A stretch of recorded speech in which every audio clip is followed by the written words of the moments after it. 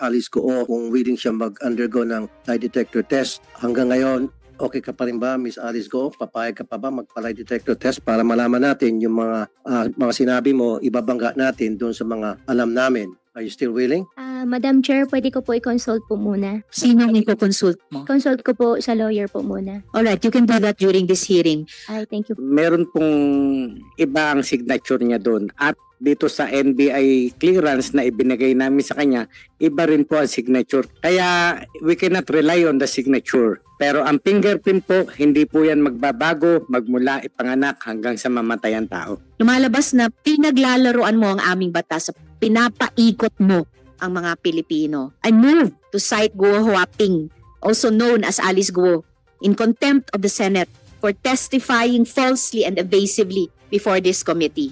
Second motion, Madam Chair. What's up mga kababayan? News That Matters here. Dito sa video natin ngayon na ating panonoodin itong nangyayari, no? Kay Alice Guo, mga kababayan. Hindi pa rin umaamin, no? Itong si Guo Huaping, o mas kilala sa pangalang Alice Guo, na iisa lamang ang katauhan, mga kababayan. Nakita sa investigasyon ng NBI na ang fingerprint, no, ni Guo Huaping at itong si Alice Guo tugmang-tugma, mga kababayan. Ngunit talagang matigas ang bungo nito at ayaw niya ngang aminin, mga kababayan. Dagdag pa rito na sinasabi niya na may pagbabanta sa kanyang buhay, ngunit ayaw niya naman sabihin kung sino ang nagbabanta sa kanya. Ano ba naman yan, Alice Guo? Tinutulungan ka na nga ng Senado upang mabigyan ka ng proteksyon, tila ikaw pang gumagawa ng sarili mong kapahamakan. Grabe ka naman. Pero bagong lahat, mga kababayan, huwag niyo po sana nakalimutan mag-like at subscribe para updated ka sa mga uploads ko araw-araw. At yun na nga, no, mga kababayan, kung kaya naman hindi maiwasang isipin ng mga nasa Senado na baka nasa loob ng nasabing hearing, no, ang nagbabanta dito kay Alice Guo. Na mahirap pa baka politiko ang nasa likod ng pagbabantang ito. Naku naman po, sino kaya yun, mga kababayan? Kung kaya naman, hindi ko na patatagalin pa. Heto na ang buong video. Ko na nagsumpa kayo ulit, hindi na sana kailangan, no? Dahil nakapagsumpa na kayo noon. But you remain under oath, so that is fine. Alright, so magsisimula ako sa mga tanong kay Miss Alice. So after months of evading the Senate, ngayon nandito ka na. Sumagot po kayo ng kompleto at makatotohanan sa aming komite. Dahil ang komite po namin, pinatratong maayos yung mga nagsasabi ng totoo sa amin at rumerespeto sa aming komite at saka sa Senado. Naintindihan niyo po yun, Miss Alice? Opo, Madam Chair. Alright. So, can you finally confirm before this committee, kayo ba si Guo Huaping? At bago niyo po i-invoke, no, yung right against self-incrimination, hindi naman kayo yung nag-file ng inyong late registration of live birth, diba? So, you are not incriminating yourself. So, are you Guo Huaping? Madam Chair, may mga kaso na po na final po sa akin po sa court, kaya hindi ko po siya masagot po sa inyo ngayon. I don't think yung tanong ko ay may kinalaman sa kaso sa inyo, lalo na may pruweba nang na-establish ang NBI at yung isa pang ahensya kinukumpara yung fingerprints ni Guo Huaping at fingerprints nyo bilang Alice Guo at parehong sinabi nilang magkaparehong taong ito. So, you know, for your own sake at para sa kabatiran ng aming komite, just one last time on this very simple fundamental question. Ikaw ba si Guo Huaping? Madam Chair, hindi ko po kino-confirm at may kaso na po sa akin sinampa. Sasagutin ko po sa korte po. Madam Chair, may I... Yes, Senator. One related question. Madam Chair, may I invoke? I am not going to invoke or raise a point of order, but may I invoke Section 19 of our Senate rules, which states the privilege against self-incrimination. A witness can only invoke his right or her right to self-incrimination, Madam Chair, only when a question which tends to elicit an answer that will incriminate him or her is propounded to her. However, Madam Chair, the witness or the resource person may offer to answer any question in an executive session. So I would just like to invoke that, Madam Chair, because the chairperson already stated that it will not in any way incriminate her, Madam Chair. Just to put that on record. Salamat, Sen. Joel. Exactly. So, inulit, no? Yung sinabi ko na sa inyo kanina, hindi naman kayo mai-incriminate, simpleng tanong kung sino ka. And additionally, unless hihingi pa tayo ng executive session, no? Lilipat pa kami kasama nyo sa ibang kwarto para lang masagot nyo sino ba kayo talaga or palalabasin ng chair pinapatagal na lang. lahat ng mga taong ito para lang mag-executive session. And before I proceed, I just like to recognize the presence of Sen. Bigas ng Loren. buo, Salamat, Sen. Loren, for your Good morning, Madam participation Chair. today. Good morning po. Miss Alice, gusto kong ipaalala sa'yo na ayon mismo sa Korte Suprema, in the case of Office of the Court Administrator versus you, quote, the right to self-incrimination does not prohibit legitimate inquiry in non-criminal matters. So yung tanong na, sino ka ba? Ikaw ba si Guo Huaping? Hindi yan criminal matter. Hindi yan bagay na isight kaugnay ng mga kaso. Identity questions are within the purview of the committee. The Senate has a right to know. Sino bang kausap namin? Yung talagang totoong taong akala namin or ibang tao. No? The Senate has the right to ascertain who the resource persons are, who you say that you are. Sige, i-rephrase ko na lang. Okay, do you have something to say at this point, Miss Alice? Opo, Madam Chair, ako po si Alice Go. Well, napatunayan na po namin na hindi kayo si Alice Guo. Kayo ay totoong si Guo Huaping. Hindi lang ang komite ang umabot sa ganyang conclusion, ang NBI mismo at ang isa pang ahensya. If you insist not to answer kung kayo si Guo Huaping, i-rephrase ko yung tanong ko. Ang tatay mo ay si Guo Jianzhong at ang nanay mo ay si Lin Wenyi. Tama ba? Ang tatay ko po si Go Jiangzong po, Madam Chair. At ang nanay niyo? nanay si Lin Wenyi. Nako, Miss Alice, binabaliktad nyo na yung sinabi nyo sa isang previous hearing, no? Yung bank document na to, nililista ninyo, kasi bank document mo ito, nilista mo dito bilang nanay mo, si Lin Wenyi.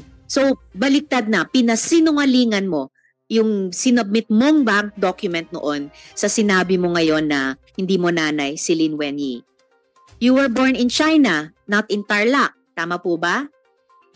Ang alam ko po, I was born in Tarlac po, Madam Chair. Ang childhood mo, mula sabihin natin 0 to 12 years old, ay sa China, tama? Kaya wala kang maalala, wala kang makwento sa amin ni isang alaala ng pagkabata mo sa Tarlac, di ba?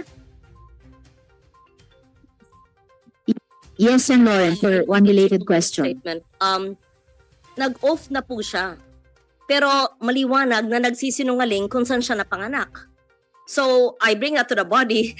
Opening pa lang, nagsisinungaling na. Alam naman Naku nating po. lahat na may Masarap mga yung ahensya ng contempt niya. gobyerno na nagbigay ng mga birth certificate at inamin na nila ng PSA sa mga dayuhan at kasama siya doon.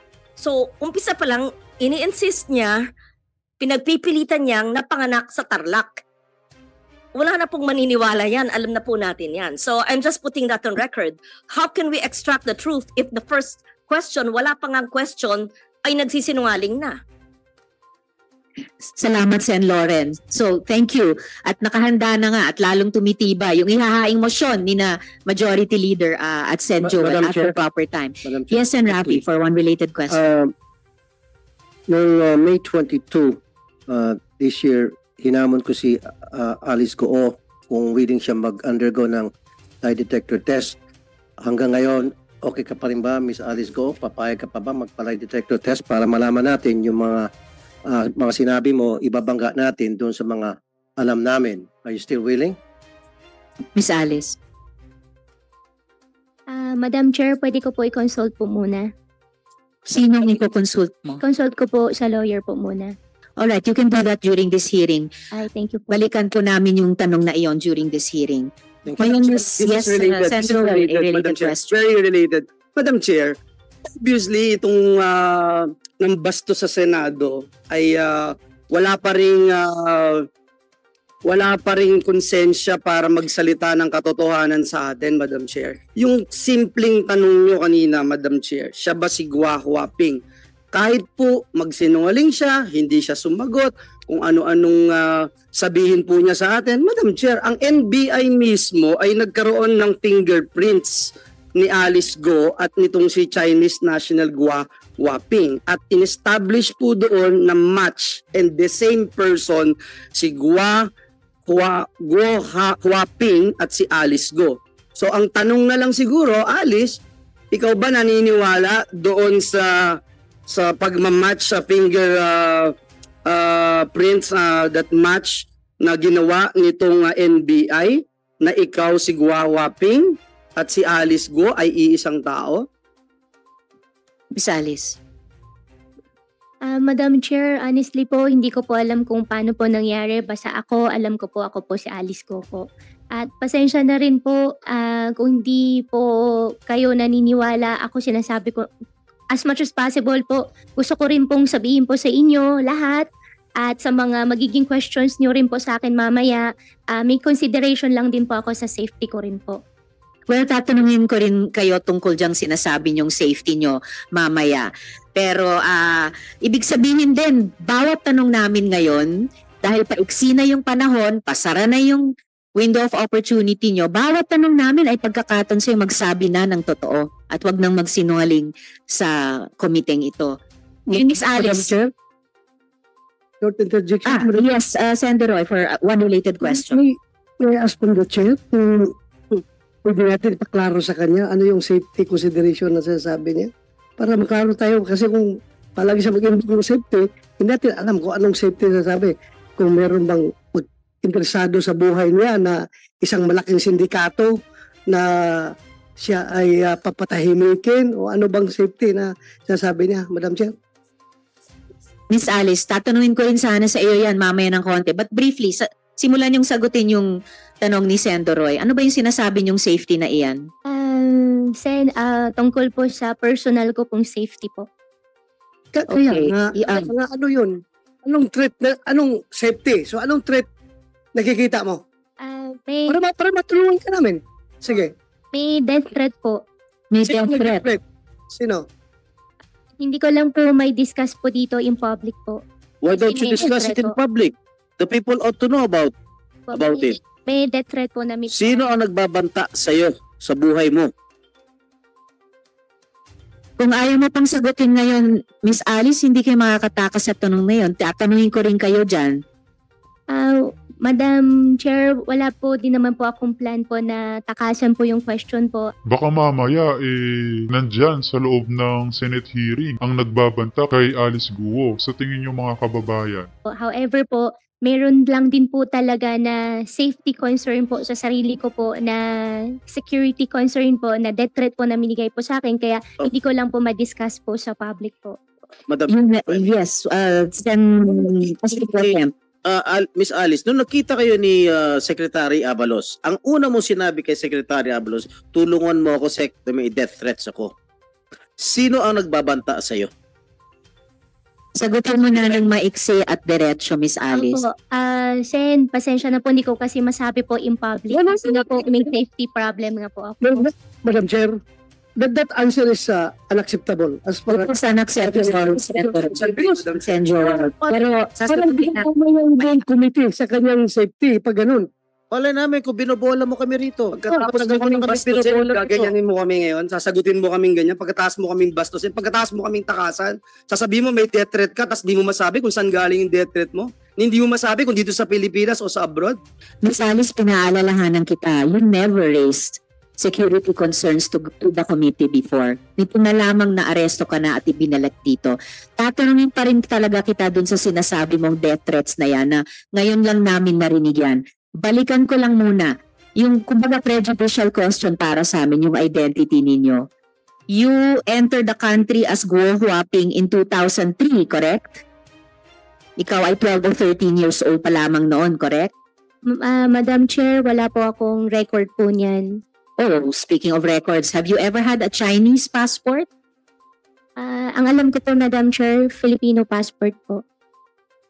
Filipino passport? Sa pagkaalam namin, nagkaroon ka ng Chinese passport, hindi mo lang ni-renew, nag-lapse yun. So, Alice Guo, alias Guo Huaping, Pilipino ka ba? Opo, Filipino po ako, Madam Chair. Madam Chair, Yes, and Lauren, for thank you. one related question. since yung sinabi po nyo, kung meron siyang passport na Philippine passport, sinabi niya meron siya. Tapatin lang tayo. Sino ang nagbigay ng Philippine passport? Sino rin nag-issue ng kanyang Philippine birth certificate? Pag sinabi mo yon, we can protect you. Pag sinabi mo yung totoo, paano ka naging Pilipino, paano ka nagkaroon ng passport, then you're answering us properly, we can perhaps protect you. But if you keep on lying to us, you will sink in a web of lies. Hindi ka namin maprotektahan sa mga sindikatong naghahabol sa'yo. I suggest to answer that. How did she get Tama, her correct. Philippine birth certificate from the PSA or the satellite? Napakamakapangyarihan mo naman, Alice Guo. Baker na baker ka noon. Na ngayon, ikaw ang naiipit. Magsabi ka na lang katotohanan. Baka sakaling matulungan ka pa ng Senado. Office and how she acquired her Philippine passport from the DFA. We have to find out the syndicates in the government agencies. Madam Chair, For the record, para sa kabatiran ng lahat, at lumabas na po ito sa mga nakaaraang paring mayroong birth certificate na nakuha for late registration of live birth, pero mismo ang PSA, I'm sure mako-confirm ito ni Engineer Grande later, Engineer Mariza, ang PSA mismo ang nagsabing irregular ang birth certificate na iyon. Kaya hinulog nila sa Office of the Solicitor General na kanselahin na ito. But apparently, habang hawak pa yung irregular birth certificate na iyon, nagamit para makakuha ng Filipino passport. Pero sa pagkaalam din ng aming komite, nagkaroon ka, Miss Alice, ng Chinese passport. Kaya sa lahat ng mga tanong na ito so far, bakit ayaw mo sumagot? Wala namang self-incriminating sa mga tanong na ito. You are only being asked, in fact, you are only being asked about your previous answers to the committee. Yung mga previous documents na sinabit mo sa mga bangko na nakuha namin. So please stop being evasive. Stop being evasive before this committee. Finlash namin ulit yung dactyloscopy report ng NBI, no? Result of examination after a thorough examination and analysis, fingerprints of Guo Huaping, Ilin, and fingerprints of Guo, Alice Ilial were found identical.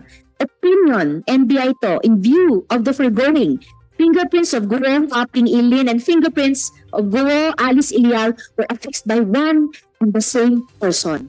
Isang tao lamang. Yun yung unang tanong ko sa inyo. Pero Huli ka na. nagsinungaling pa rin kayo.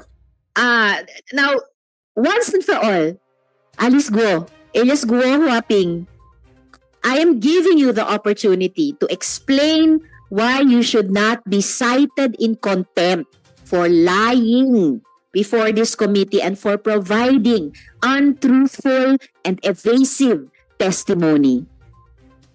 Miss Alice? Madam Chair, lumaki po ako, alam ko po ako ay isang Filipino. 1 minute suspension.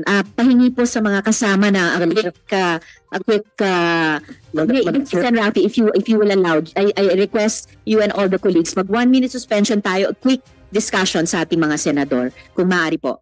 We are suspended for, mabilis lang to sana, Madam Chair. please, Sen. Rafi, and then Related please, to we need to sinabi take ni a 1 minute Lauren. suspension. Yes, Sen. Rafi.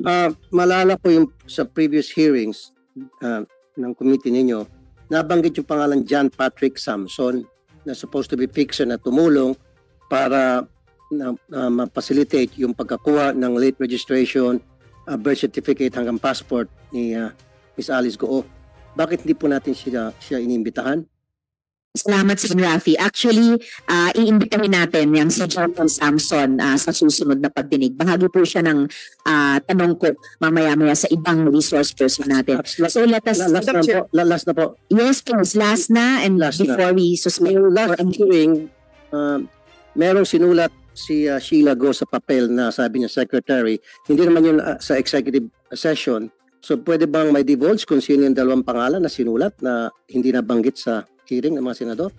Mamaya po ay i-divulge din yung dalawang pangalang iyon, pero meron na pong isang related resource person sa dalawang iyon na nandito ngayong araw at siguradong matatanong natin. Thank you, Madam Chair. Salamat, Sen. Rafi. Sir, before Sen. Joel, before we suspend for 1 minute. to suspend the deliberation, and I already anticipating, Madam Chair, what is going to happen when we suspend the deliberation, and I'm just giving one chance again to Alice, Madam Chair, because this will help me decide in the as we suspend the hearing today to talk about your fate as a resource person. If it is true, Miss Alice, ako muna, Miss Alice. Miss Alice, Miss Alice, pakinggan po ang senador. Ako muna, attorney, please. Attorney, Sinasabi mo may death threat ka, pero ayaw mong sabihin kung saan nang gagaling yung death threat mo. Ni ayaw mong sabihin ba sa amin kung ito'y tawag o sulat o text? Kasi kung hindi ka totoong nagsasabing may death threat ka. Miss Alice. Opo, Sen, magsasabi po ako, wag lang po in public. May death threat ka ba? Meron po. Magsasabi po ako, wag lang po in public. Well, I will accept that, Madam Chair, but ang problem kasi is kung yung death threat na yan, totoo o hindi, Madam Chair, dahil ayaw talaga niya magsalita. I will yield, Madam Chair, to the wisdom of the committee. Thank you. Salamat, Sen. Joel. At saka ang hirap kasi, ang dami mo nang sinabing hindi totoo eh. Tapos babalik ka dito, magsasabi ka na naman ng isang malaking kwento. Pinakamalaki so far, death threat. Kaya siguro naman maintindihan mo, bakit hindi kami maniwala. Hindi mo pa nga pinatutuhanan yung mga unang kasinungalingan mo. Ngayon may bago ka namang gusto mong paniwalaan namin. Before, Sen. Rafi, Yeah, before Madam Chair, you, quick lang. I need to do something right after your quick intervention. Kasi pinag-usapan din lang yung death threat against her, ano? Pwedeng sa executive session bangting niya sa atin later? Kung sino yung- Yes, Sen. Rafi, we can do that later on. Sen. Joel. Because of that statement of Sen. Rafi, I still don't get it, Madam Chair, why she cannot disclose it in public. Hindi po ba, Madam Chair, isn't it more natural to expose it in public so that she is protected? I don't get it, Madam Chair. I really don't get it. If you are having a death threat, you wanted to say it in public so that you can be protected. If you really wanted protection, Madam Chair. So it doesn't make sense. Hiding it doesn't make sense, Madam Chair. I agree, Sen. Joel. Actually, kung talagang may death threat, mas talagang kung talagang humihingi ng protection, walang kinalaman ng security threat din sa pagsagot lang tungkol sa pangalan ninyo. That's already established. The threat will not be made worse by confirming what is in documentary. Kaya nga, baka na naman panibagong drama mo na naman yan, Alice Guo. Evidence. But in any case, gusto kong ipaalala sa'yo na ayon nga sa Supreme Court, in the case of the Office of Court Administrator VU, the right to self-incrimination does not prohibit legitimate inquiry in non-criminal matters. Ad nauseam na po ito. Halos naduduwal na po kami sa pag-ulit-ulit nito. No? Alice Guo, ladies and gentlemen, is continuing to lie to this committee despite glaring evidence that she is a Chinese national named Guo Huaping, whose father, Jian Zhongguo, is Chinese, based on her own declaration in this committee, and whose mother, Lin Wenyi, is also Chinese, based on her own declarations in bank documents, by the way, verified by the AMLAC. This is a blatant defiance of the legislative's constitutional power of inquiry. Lumalabas na pinaglalaroan mo ang aming batas, pinapaikot mo ang mga Pilipino. Pero ibahin mo ang Senado. Ibahin mo ang Senado. I move to cite Guo Huaping, also known as Alice Guo, in contempt of the Senate for testifying falsely and evasively before this committee. Second the motion, Madam Chair. Thank you, Sen. Joel. Madam Chair, Yes, Sen. Madam Ko. Chair, when we were in recess kanina, the pending matter was the refusal to give us details of the death threats that she herself brought before us. And Siya yes, nag-volunteer. She binolunteer niya sa information sa atin eh. Then pinupurso namin ayaw mong sagutin. Ngayon, I think the prevailing sentiment is hindi siya makahingi ng executive session. Sagutin niya ngayon lahat. Yung kasi kung totoo naman na may death threat ka, na-monitor ka na rin nung nagbigay ng death threat sa'yo, kahit may executive session, di alam na rin niya, sinabi mo na rin sa amin, ikaw pa rin yung source. Kaya hindi kami papayag sa executive session. Ngayon, ang prevailing sentiment, if I'm not mistaken, is you have to answer the questions relating to that particular subject matter na ikaw mismo ang nag-voluntaryo palabasin sa hearing na ito. Inumpisa ni Senator Bato and then si Senator Jinggoy.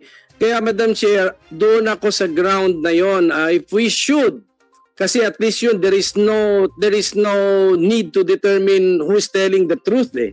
Wala tong ito, we have I think Senate section here, if the refusal to cooperate or giving evasive answers, pwede na natin gamiting ground yun to cite the witness or the resource person ay in contempt.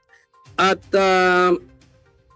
Alice, sa lahat dito akong pinaka-lenient actually na ayaw kang i-cite in contempt eh. Pero in this particular case, kahit anong pag-isipin ko, you have to answer eh.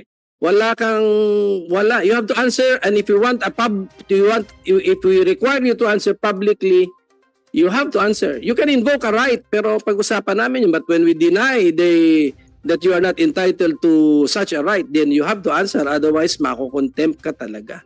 So I'm presenting that alternative ground, Madam Chair. If we can use that, kasi parang pagkalab ko nung nag-break tayo, that was the hanging matter na rinaise ni Senator Bato, followed up by Senate President Pro Tempore. I know. Actually, there are two hanging matters. Isa na yung tungkol sa death threat na yan. Pero higit pa doon, yung question ng identity. Dahil proven na ng NBI at proven na ng isa pang ahensya na Alice Guo at Guo Huaping, iisang tao lang kayo. At yun yung patuloy na pinagsisinungalingan mo sa komiteng ito. Therefore, the chair is citing Alice Guo alias Guo Huaping in contempt as seconded by Senator Joel. Madam Chair, SP Pro Tem Jinggoy. let's give a last chance for her to answer the question. Answer, Alice. Ikaw ba daw si Guo Huaping?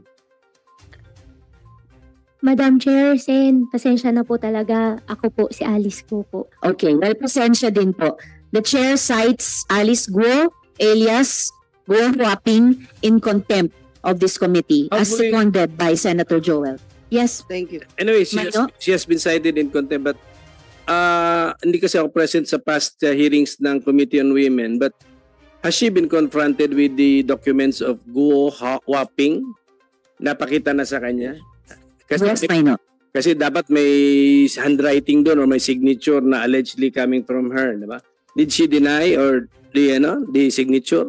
May entries doon may entry siguro doon na coming from the applicant, tama? Am I mistaken as NBI director? I can flash the passport page, and then NBI Director Santiago, gusto niyo bang i-address itong matter, please? Your Honor, please.